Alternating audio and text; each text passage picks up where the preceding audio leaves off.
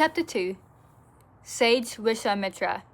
In course of time, Dasharatha's sons were born, Rama of Kausala and Bharata of Kaikeyi. Sumitra gave birth to twins, Lakshmana and Shatrugna, she having drank the divine payasam twice.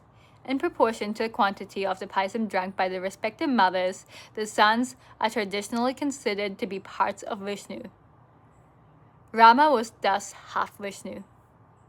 But such calculations have no meaning, as it is impossible to measure the infinite arithmetically. Shruti tells us that even a fraction of the Supreme Being is whole and complete by itself. Om Purnamada Purnamidam Purnat Purnamudachyata Purnasya Purnamadaya Purnameva Avashishyata. What is whole, this is whole. What has come out of the whole is also whole. When the whole is taken out of the whole still remains whole. I think that's what that translated to. Dasharatha's 4 sons were given all of the training prescribed for princes. Rama and Lakshmana were specifically devoted to each other, and so were Bharata and Shatrugna. We can imagine that this special attachment arose out of the way that the divine payasam was divided among the king's wives.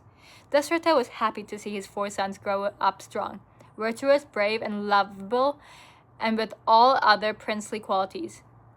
One day, as the king was contemplating his son's matrimony, ushers rushed in to announce that the great sage Vishwamitra had arrived to see him.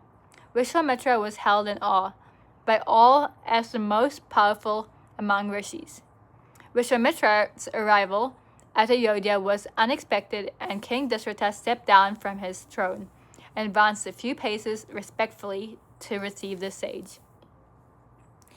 Vishwamitra was a king who attained sainthood from terrible atrocities.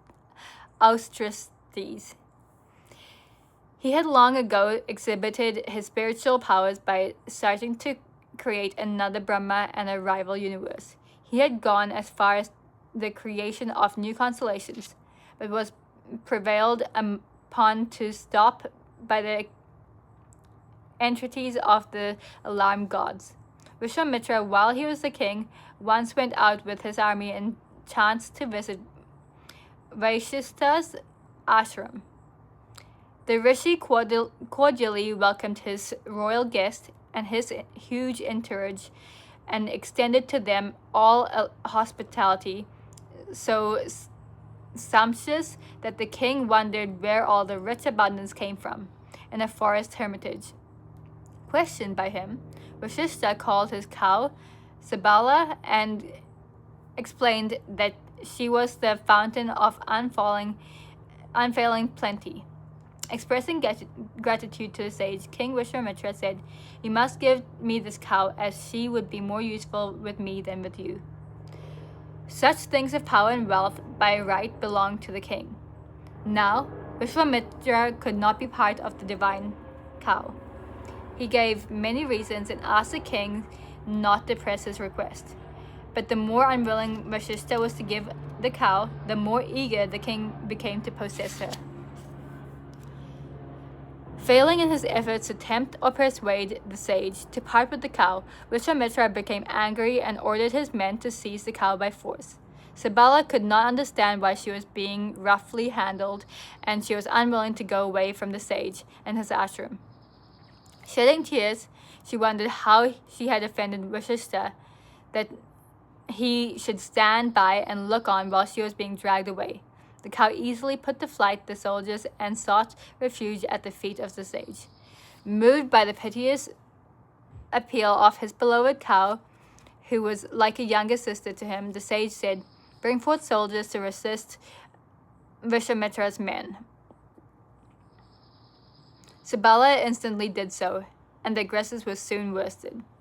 Wide with rage, Vishwamitra got into his chariot and, taking up his bow, rained arrows on the soldiers, brought forth by the cow.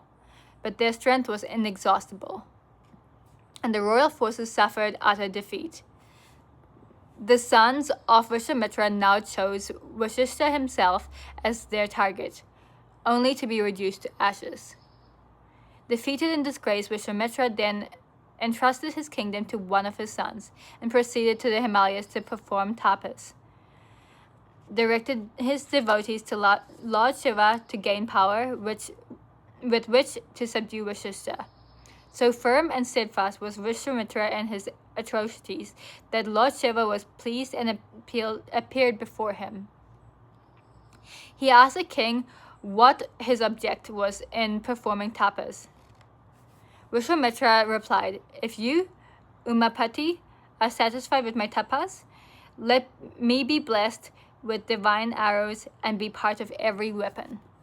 "So be it," said Shiva, and gave Vishwamitra all the weapons available to the Devas, Gandharvas, Rishis, Yakshas, and the demons.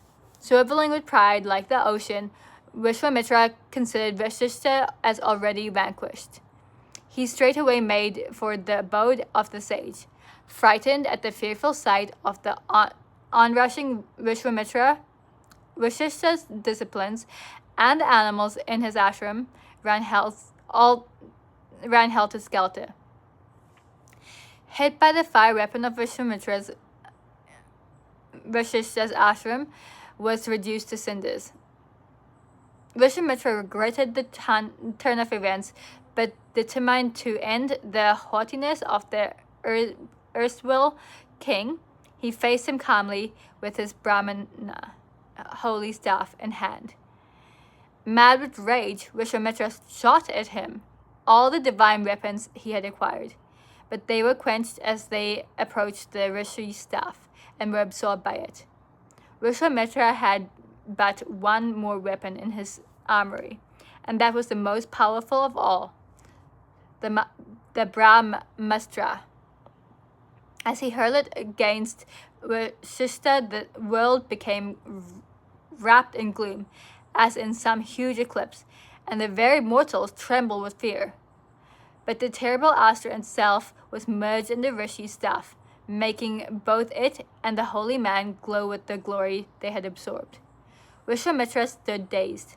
Openly accepting defeat, he said, "Of what use is the Kshatra's might in arms, with but a staff in his hand? This Vashishta has nullified all my weapons. Lord Shiva has indeed fooled me. There is no alternative for me but to become a Brahma Rishi like Vashishta." So saying, he drew from the field of battle and proceeded south for more rigorous tapas. For years and years, Vishwamitra went through terrible atrocities. Pleased with his perseverance, Brahma presented himself before him, advising Vishwamitra that as a result of his tapas, he had risen to the position of a rishi among kings. Brahma vanished from the scene. Vishwamitra was disappointed that all in his presence could only get him only the status of Raja Rishi. Not content with anything but the highest, the rank of a Brahma Rishi, he subjected himself to still more rigorous atrocities, in order that he might be acknowledged with equal of Vashishta. That's the end of chapter 2.